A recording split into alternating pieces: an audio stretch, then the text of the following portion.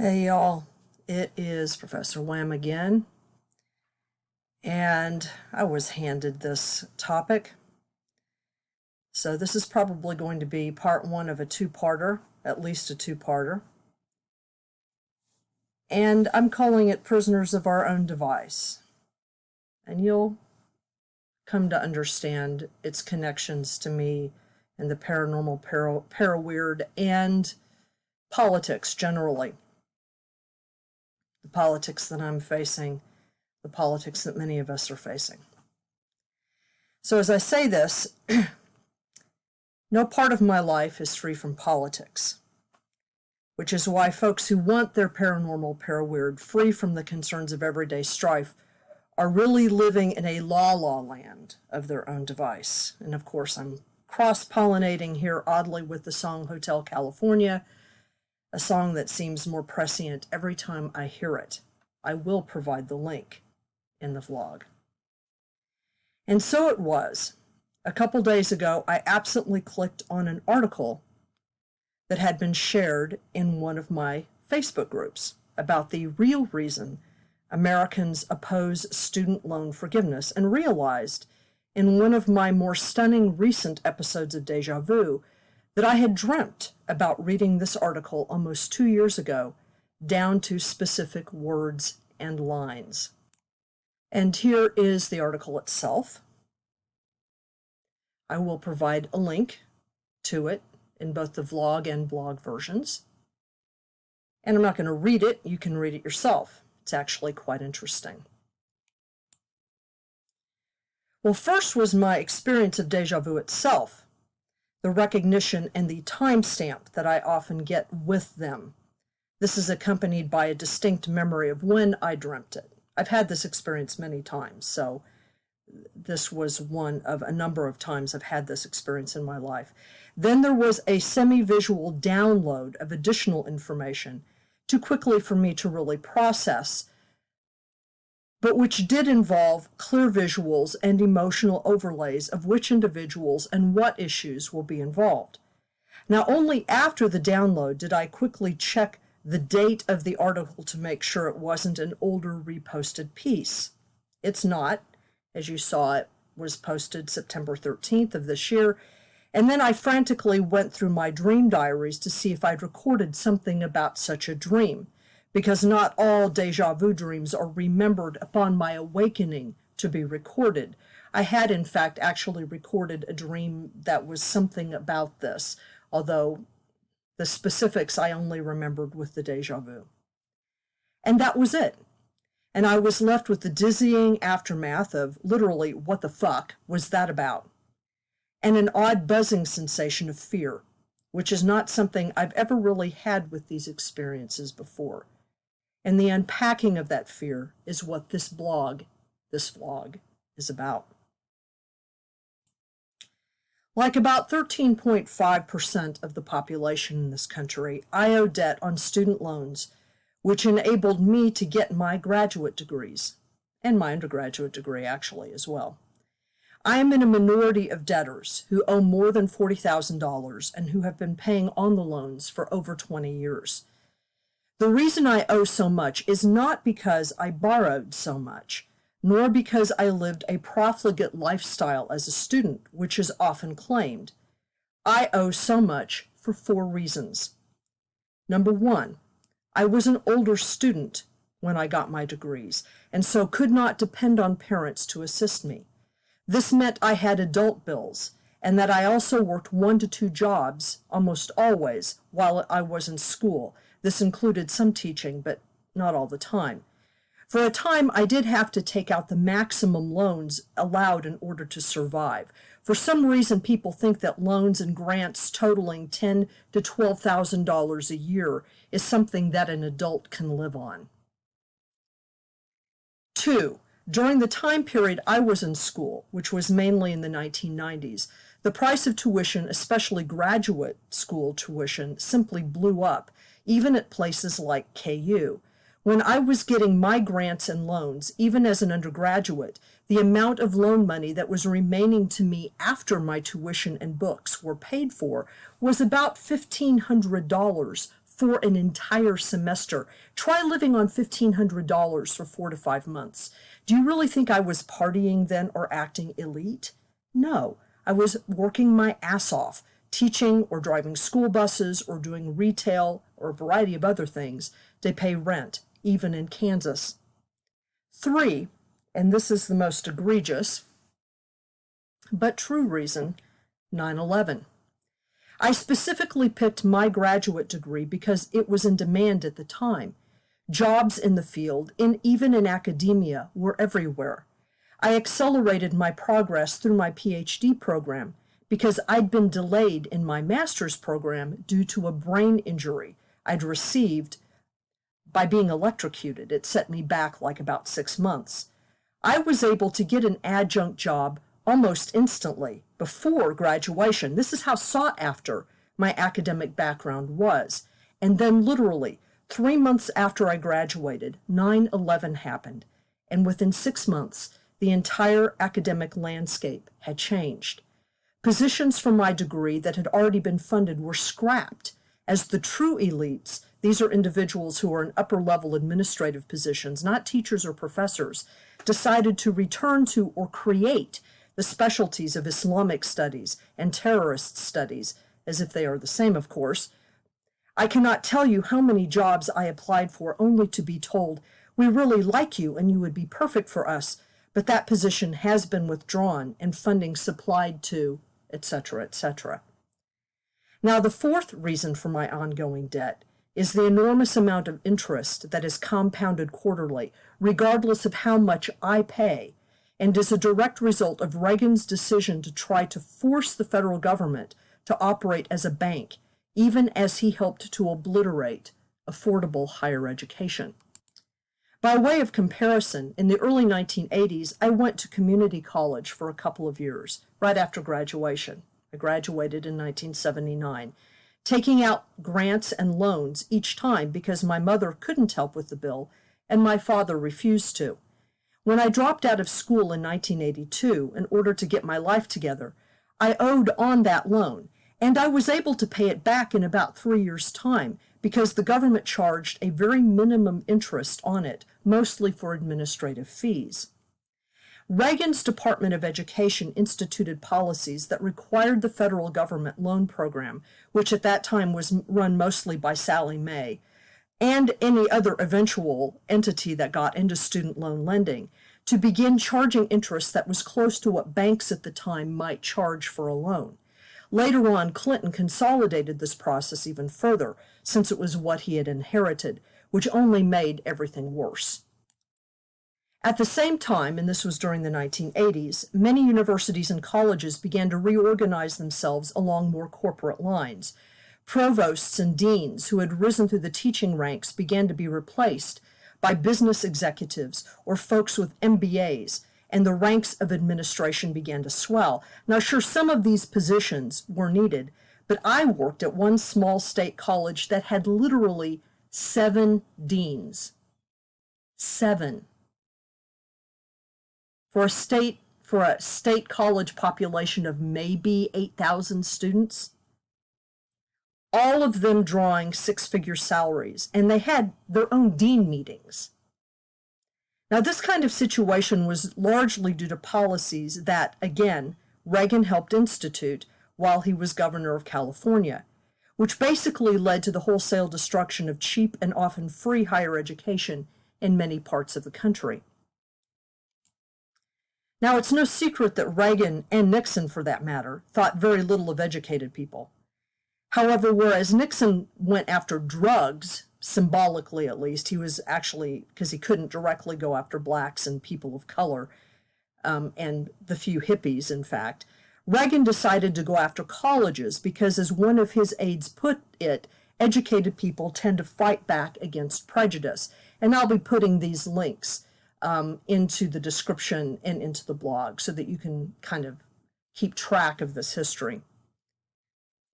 Now, obviously, all these high administrative salaries in the new college university systems required more money, so tuition started to go up, which meant that students needed to borrow more money. Eventually, schools began to depend on those student loans coming in because they provided a ready cash flow from the government that they didn't have to repay. Through student debt, universities and colleges were padding their budgets and using that money for, who knows? I have no idea. Sports? Salary increases? Who knows? Now, this continued until some reforms in the late 1990s and early 2000s began to address a few of these issues, but the essential problem remains unchanged. In fact, it hasn't been changed substantively.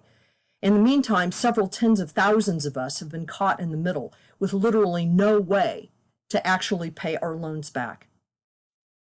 Due to the interest accrued, not my actual debt, not what I borrowed, but due to the interest, I now owe over twice what I borrowed, despite having diligently paid on my debt for the last 20 years, including when I lost my job during the pandemic, including the last 2 years when I actually haven't had to pay anything on it at all. I have paid every month, and yet I'm the one who's accused of looking for a handout. Now, my idea of student loan forgiveness is actually a request to forgive and cap only the interest itself.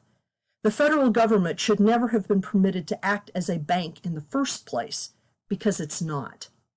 This is why we legally permit the Postal Service and Amtrak or even Medicare to run at a loss or at minimal profit. These are services which are good in and of themselves to the greater community and the nation. Sure, we need to adjust to make sure the losses aren't intractable, but for example, the Postal Service, incidentally, is required by the Constitution, so we are required by law to make it work even if it is expensive. My argument is simply, yes, let me pay back what I actually borrowed. In my present job, I could probably do that in 4 years or so. The interest is not actual debt owed. It is what the government is charging me, which is quite different. There is no other financial institution that is allowed to do to debtors what the feds can do to you. No bank, no financial organ. For every other type of debt, various kinds of bankruptcy and forgiveness are allowed, even required by law in certain circumstances, but not student debt. Now, as for the content of the article mentioned above, which most of you have probably at least glanced at by now, I agree with the author overall that a current of anti-intellectualism runs through our country's soul. But for the sake of his argument, we have to take it much deeper and further. Now, that author traces American anti-intellectualism back to the Puritans, but its origins actually lie deep in Christianity, deep in the antipathy against braininess that one can find rampant in the writings of the Desert Father monastics, and even finally in some of St. Augustine's writings. Ironic, of course, since Augustine was a brainy camp number one.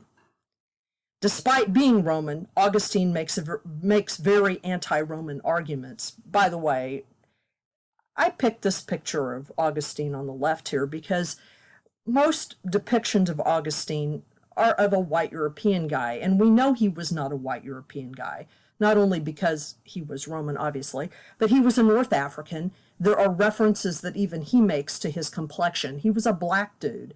So it's like really important to make sure that we represent St. Augustine as a black dude, because he was. So there's a nice, more modern picture of St. Augustine with his City of God here, which I'll talk about in a minute. And then, of course, on the right is John Calvin, who looks predictably Puritan with the hat and everything. Anyway, Augustine, in his Confessions, at the end of a very brainy life, concedes that none of his learning really satisfied him, and in fact had led him into pointless forays, which is what he considers his flirtation with Manichaeism to have been. Although in the end, the only faults he can really find with it is that he doesn't like some of their ideas. He also says that, his braininess led him into his sexual addictions, which my students have always found to be really amusing. He basically just needed a therapist. In the end, he says that only Christ and celibacy stilled his restlessness. So how familiar does this sound to us now? Now, Aquinas, who I don't have a picture of, and who cares because he apparently weighed 300 or 400 pounds, Aquinas later divided knowledge up into what I would call pointless and good for salvation knowledge, even though he makes it sound all smartly Aristotelian. Aristotle wouldn't have agreed with those divisions anyway. Now, in City of God, which is the tome that Augustine is clutching here in this picture of him, Augustine even defends the very Roman activity of torturing a sinner to save their soul, because the body is only a vessel, whereas the soul is what must return to God. Now, during the Reformation, many Protestant movements, such as Mr. Calvin here, adopted aspects of Augustine for purposes of both pastoral simplicity and as a protest against the ecclesiastical learning that had created what had become, ironically, monastic houses of learning. And of course, during the 17th and 18th century, learning was often associated with the aristocratic classes and with a debauched church. And so a lot of common people were taught that it was anti-democratic. And there was a certain amount of wealth extraction from the masses. There is always a money angle here. Of course, Puritans and German pietists inherited a view that looked dimly on education for its own sake. As I mentioned, education was associated with the aristocracy and with leisure.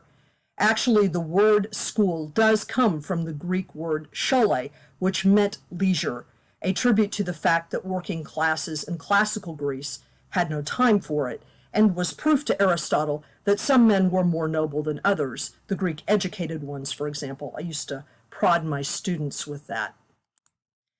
In fact, I now know that this is why my father refused to help me with my own education, even though my goal had always been to be a teacher.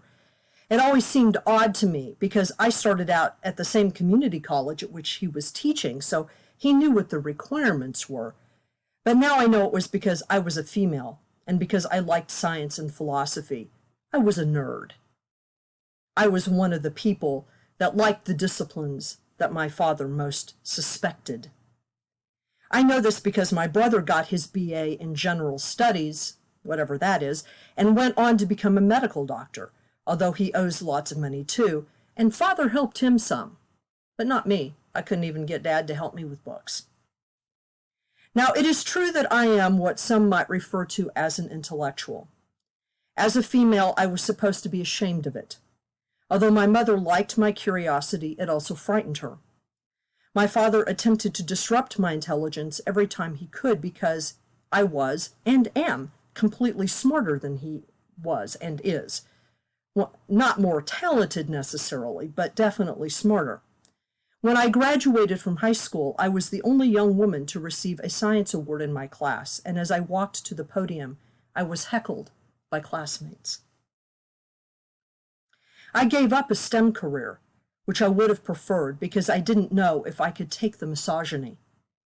My life has been one of intellectual regrets, and until very recently, attempting to dumb myself down. Even where I work now, I downplay the fact that I have more education than almost everyone I work with. Now, don't get me wrong.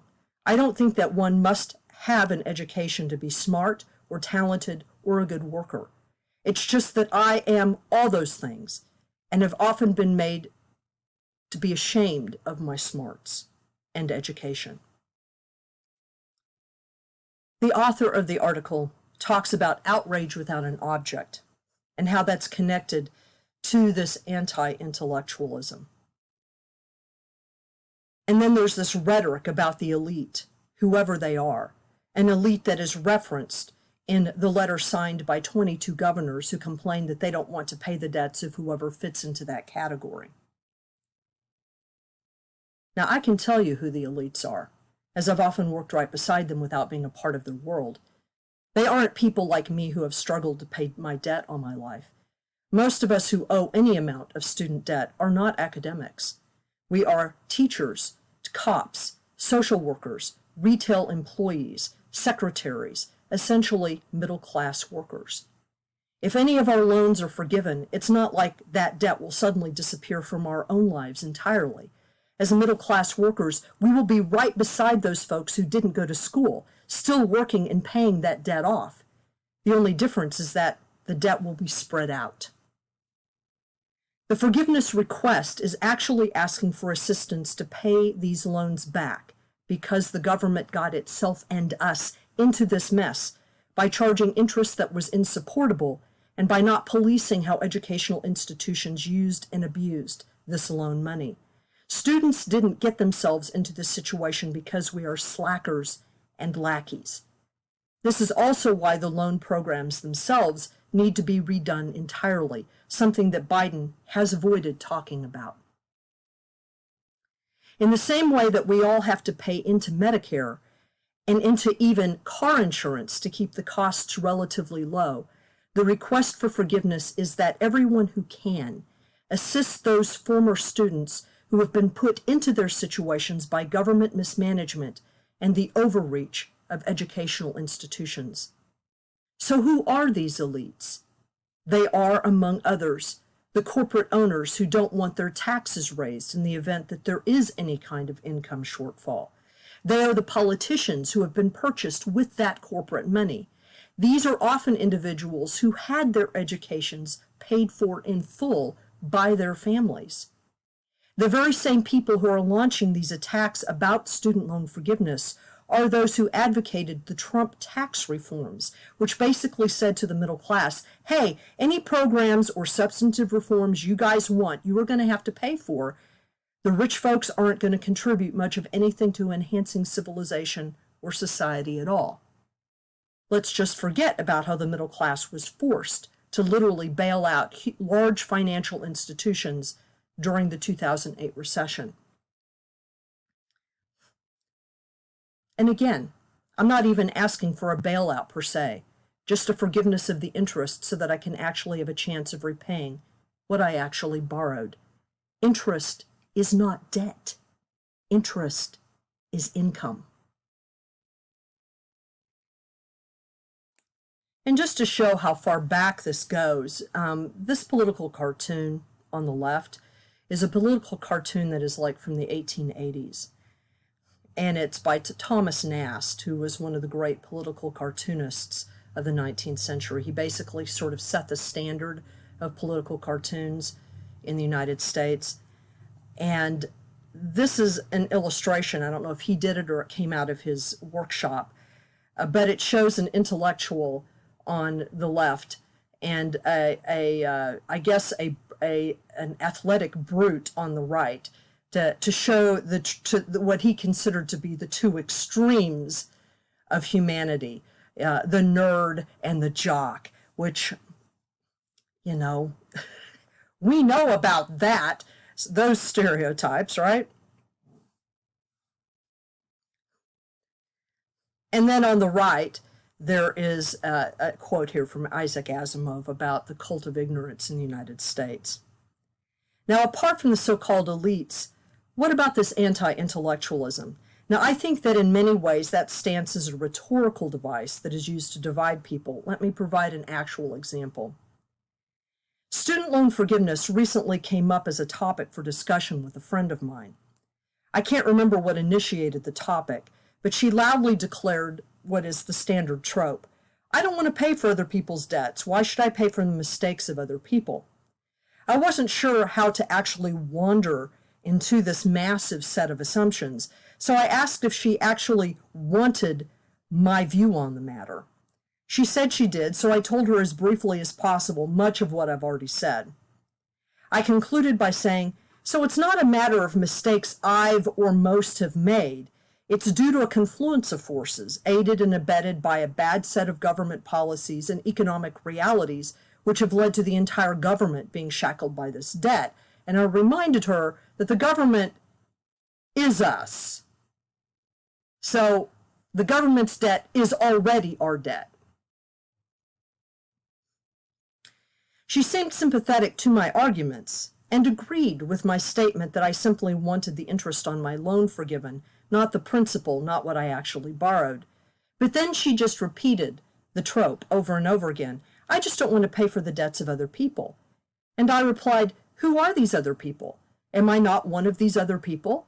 You and I are of the same socioeconomic background. The same burden to pay this back collectively will fall on me as it falls on you, if there is a penalty at all. In fact, there probably won't be a penalty that most will notice. And I'll provide the link showing that in both the blog and the vlog. We are talking about Americans who may work in the same department at state that you do. If you could help a neighbor in need, would you not do so? How is this different? She had no response to that. All she could do was repeat the trope as if the answer was there, because in truth it was clear she didn't understand the specifics, the background, how larger economic processes and federal budgets work. Now, this is often understood as anti-intellectualism, but it is in fact also testament to the American myth of the autonomous individual. In the American myth of the individual, we stand alone as heroic atoms in a void. We are self-made men who pull themselves up by their own bootstraps. Now, obviously, this is complete bullshit. No matter how individual our decisions may seem, we are bound in social patterns, collectivities, relationships. Much of what happens to us in the social political world, we literally have no control over, at least no direct control over. Now, I made various financial calculations in my school life, to be sure. While I signed up for grants and loans, I also applied for scholarships and fellowships and made some money that way. I also worked often 2 to 3 jobs at a time. Now, I've never been without a job, except for 2 very short stints on unemployment 30 years apart since I was 14, neither of which occurred when I was a student. When I was finishing my PhD, I ceased taking out loans. I worked to pay 2 smaller loans that I'd taken out off, found a way to pay my dissertation hours as I went, and consolidated all my loan creditors with the federal government so I'd have only one payment when I got out. Now, does this sound like the actions of an ignorant slacker? In fact, I've been told that I made all the right decisions, and yet here I am with ballooning debt. What mistakes did I make for which I must be punished for the rest of my life? Being a smart person? Believing or working within a system? This is where my deja vu becomes relevant. About a year after I graduated and had just started teaching at the same community college where I'd begun so many years previous, I was sitting in my girlfriend's apartment waiting for her to take something tasty off the stove. We'd been relaxing in between terms. Some other friends were coming later with dessert. We'd been watching a Cary Grant, Katharine Hepburn movie, and I was kind of allowing my mind to drift while she puttered in the kitchen. All of a sudden, I was with an older woman in a darkened prison cell, and she was telling me her story. She had been snatched by government forces one fine day, just right out of her house. They took her because of a debt they said she owed, but they didn't actually charge her with anything specific. She had a vague sense that she was being used as an example in some way. The story followed her forced incarceration, her solitude, and periodic torture at the hands of guards.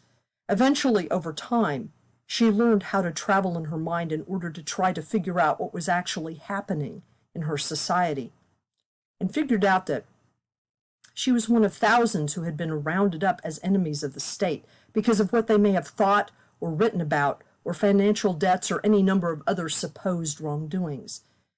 According to her, she'd figured out how to mentally enter into the minds of some people to try to introduce different ideas, or just provide some comfort or healing. At one point, she was able to look through the eyes of a person she was influencing just long enough to see that person viewing a reflection of themselves in the window glass of a storefront. Over time, before she died, she was able to project her consciousness further and further. From the standpoint of her guards, she just got crazier and crazier, so by and by they left her alone, and eventually the compound was abandoned, and all the prisoners were left to starve to death. By the time society had changed, the prisons were uncovered, and the cells opened. She had been long gone, but in her story, no body was found. She had somehow translated herself completely into another realm. That whole story and all of her experiences intact flashed through my mind in the short period of time my girlfriend was in the kitchen. I suddenly snapped back to awareness when she called me to ask a question about something. Now, this experience and the story has haunted me ever since. It was not a fantasy. I was literally in this woman's body as she relayed her experiences to me before and after passing. Because I know somehow that the woman in the story was, is, will be me. Me in this reality or another, I cannot say. But I have lived in literally mortal terror of my student loan debt ever since, and in fear of my fellow humans who seem to say that I deserve to be punished for things that have been entirely out of my control, regardless of how much service I've paid to my community, going on 3 decades now, or how diligently I've attempted to address this debt. The fact that I understand the context and the history of all this only makes me more dangerous and more contemptible to them. And this is part of the reason why I put these 2 visuals up. These are views that are seen of nerds, of geeks, of dorks. Not everyone sees us this way. Not everyone sees intellectuals this way, but a substantial portion of a mob does. We are useless people. We don't do any useful work, despite all the useful work I've in fact done. I mean, just pay attention to these things. Pay attention to the dude on the right who is basically saying that this person is a useless man. Someone who's dressed in a 3-piece suit. A businessman, a member of parliament, someone who has position. So yes, I'm going to apply for any student forgiveness I can. I've also continued my payments up until the one I just made today. I understand that my terror is the same that Han Shan faced when the Tang dynasty fell, and he fled to the hills surrounding the Guojing temple, when the Mongol hordes descended on the University of Baghdad, when Hypatia confronted the Christian mob that cut her to pieces. But it isn't just anti-intellectualism. It is a mentality that equates forgiveness with weakness and rejects the Christian precept of neighborliness and mercy as much as it tries to say that Jesus was a capitalist. It accepts the superstitious Puritan notion that if you have any trouble, then you must have brought it somehow on yourself. You must somehow deserve your misfortune and don't expect help. I'm not even a Christian, and I can say that this is anti-Christian, anti-social, anti-civilization, and anti-life. And I'm not the only Christian or non-Christian who thinks so. I will be providing a link to some really good Christian theological arguments about this.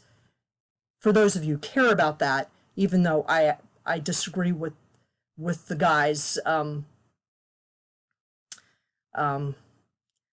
larger stance about the end of things. But if they come and get me, you'll have this writing as reference. That's what that deja vu was about.